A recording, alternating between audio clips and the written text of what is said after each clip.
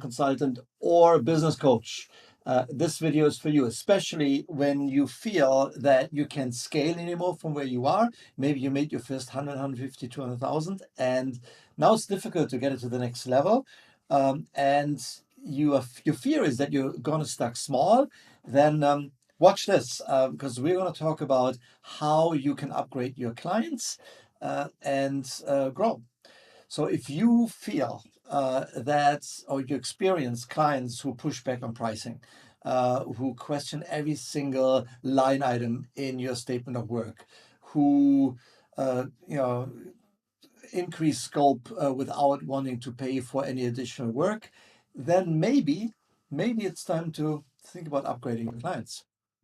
And because there are two different kind of clients. There are those that are more aspirational and are happily willing to pay for help, and those that are in a scarcity mindset. And we're going to talk about that in a moment as well. So in order to get better clients and upgrade your clients, first thing you got to do is position yourself. And there are three mistakes that independent consultants and business coaches make. The first one is when they talk about their niche or niche, they're actually talking about a demographic. For example, female entrepreneurs is a demographic. A niche or niche would be female entrepreneurs in cybersecurity. And if you wanted to niche it down even further, it would be female entrepreneurs in cybersecurity in the defense industry. Okay, very, very small niche, but uh, female entrepreneurs in cybersecurity in the defense industry have totally different challenges, right? Totally different dynamics behind their backs than cybersecurity experts in other fields. So the more you can niche it down, the better. Just think about it in terms of an analogy would be you need shoulder surgery, and you wouldn't go to the foot surgeon and the foot surgeon says, you know what, I do not, I have 2 feet, but I can give the shoulder a try. So you will not go there, but you will also not go to the family doctor or the general surgeon. You will always go to the expert if you can and are willing to pay more. I want you to be that expert, and for that we need to niche it down even further. A good way of thinking about it is how these people that you're going to target will introduce themselves at a barbecue. When somebody asks them, "So what do you do?" You tell them, they tell you, not that they're entrepreneurs. The people that do are usually wannabes.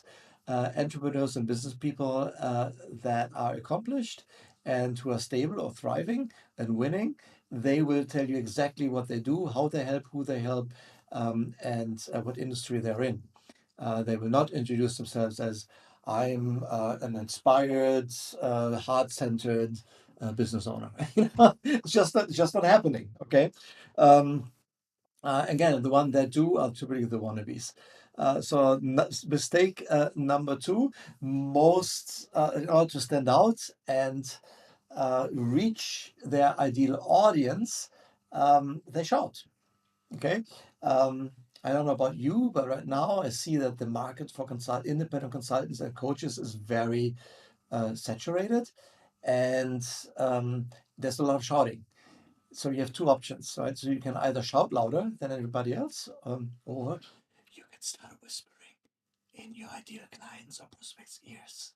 Yes, and be in their heads. And that's kind of creepy, but think about it. When was the last time you read an article or a post where you felt, is that person in my head? Was that person at my meeting yesterday? Did they eavesdrop somehow? It's creepy, but it's also intriguing. You want to know more, and you start listening. So let's stop shouting and start whispering in people's ears. Uh, One way of doing this is also to be very clear on what you are for and what you're against. Most business coaches and independent consultants, they don't want to offend anybody. They want to be nice. And they have all this content out there that is just nice, but it's not polarizing, it's not reaffirming a position or a belief. which is what we need. If you are in the military, you have a belief system that is different from somebody who is in certain other sectors in the industries in the private sector. Um, I don't know. Nothing comes to mind right now, and I don't want to offend anyone here. Mistake, right? But now you see how that feels. Okay, so um, uh, so be clear about what the values are that you stand for, and what you're against. You may be for college loans or against college loans for loan forgiveness, for example. Um, Behind it is a totally different person, right? Whatever you represent. Somebody who is against college loan forgiveness, they're typically on the side of, what, own it, you take a loan, pay it back, or work hard. It's not a privilege. It's not a right. It's a privilege, and it's unfair to all the other Americans who worked hard and didn't take a loan or paid off their loan to, pay for that loan forgiveness with their taxes. So you find a very different, or you communicate to a very concrete person, a type of person uh, uh, that is different from if you were on the other side, where you say, it's like it's the biggest problem, and that's why millennials are not buying anything, why they're not getting married, and it's the biggest unfairness in the United States, that education is not free, and so on. So I don't want to pick a side here right now in this video. I just wanted to communicate to you that being at one point or the others, you attract a certain type of person that you may want to work with or not want to work with. Hopefully, you only attract the people that you want to work with. Okay, so mistake number two, they're too nice, that people who just want to be liked, and they avoid to polarize. So we want to be clear on the niche and super skinny. The third mistake is that most people here on LinkedIn that I work with are super smart and super driven, and they can help anyone. Yes, can help anyone, but um, just because they could doesn't mean they should.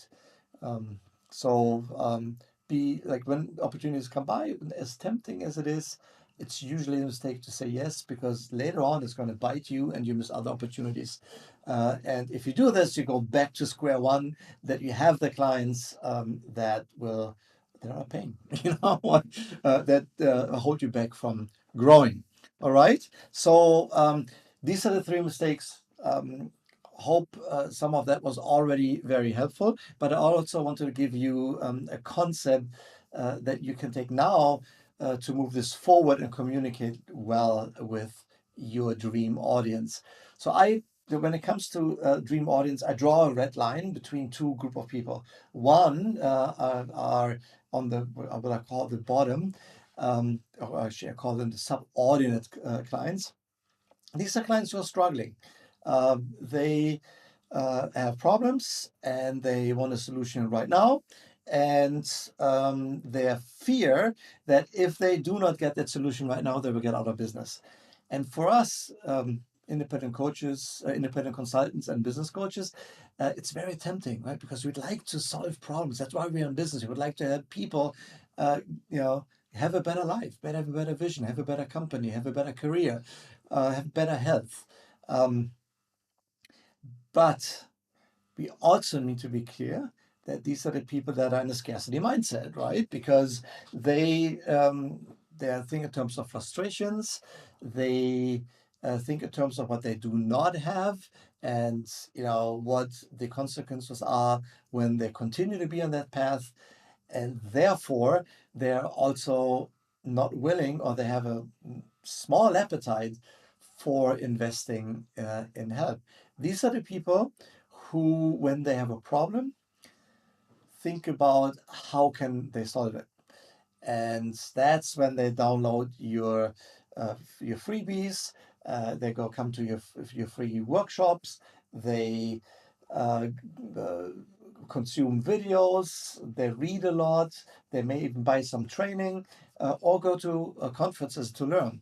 And then what they will learn is that one of the reasons they haven't figured out a solution to the problem yet is because it's complicated and it needs an expert. And so, and instead of hiring an expert, they trying to get more and consume more information and do it themselves. That's when they, after they've been initially successful, they plateau or even drop down, right? Drop off the cliff. So these are the people that resonate well with messages that sound like this. Make your first 10K in the next month. Get the 5 more clients next month. These kind of things, right? So hit your 6 figures by the end of the quarter. These kind of things. They need solution fast. They're not willing to pay a lot. They pay for like a few weeks program or some kind of online training that's not too expensive. Trying to figure it out themselves. The client on top of that red line, which we call the subprime, no, sorry, the prime targets, not subprime, we call them the prime targets, they have a different mentality. They ask a different question when they're stuck. Instead of asking how they can solve the problem, they're asking themselves, who can solve the problem for me? Because they don't want to go through that learning curve and waste a lot of time. Because unlike the people below who spend time to save money, they spend money to save time. And so they bring in the right people. You need to be the person that they want to bring in. That's why the messaging is so important. Yes. And when you have that right messaging and you talk in terms of aspirations and how you can help people to reach the dreams that they want to dream, the entire game changes for you. So what I want you to do right now, moving forward, is real quick. Just write down a list of wants that people have. So what is that they want, right? So what drives them? Um, what needs to come into their lives for them to succeed? And when they're successful, what does that mean for them, their business, their family, their companies, their teams, their clients, their health, their well-being, their meaning in life. So you have the wants and you have the aspirations. And in the next week, just communicate with your audience in terms of aspirations. You cannot reach a prime audience with pain, communicating on pain alone. You've got to communicate aspirations and their wants. And I want you to try this for a week and see what you get. Okay, and share that with me here in the comment box. I would love to hear your results. I would love to have some feedback on what worked for you, what didn't work for you, and what you've learned.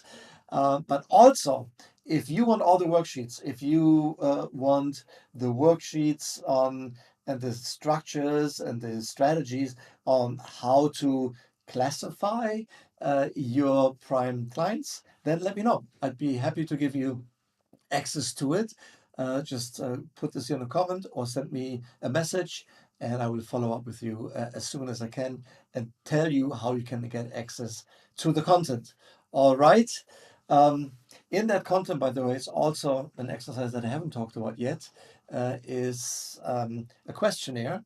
And once you have those 2 columns ready, um, call 10, try to find 10 prospects that could be your prime targets and interview them and write down what exactly they are saying, how they phrase their problems, how they phrase their wants, their desires, and their aspirations, so that you can use those exact words in everything that you do in terms of messaging and marketing and so on. I have that questionnaire as well. So if you want that, I'd be happy to tell you how you can get access to it. Um, and that will enable you to get the clients that help you grow. Because the one thing that I've learned is the clients that have a growth mindset, these are the ones that not only want you to succeed, they expect you to evolve with them, and they will be happy to introduce you to other people and new opportunities because they are not worried that they're going to lose you. They don't have that scarcity mindset. Yes. So do this now. Let me know how it works, and yeah, uh, talk to me, communicate with me, share with me. I will cannot wait to read your progress, right? Or about your progress. Bye.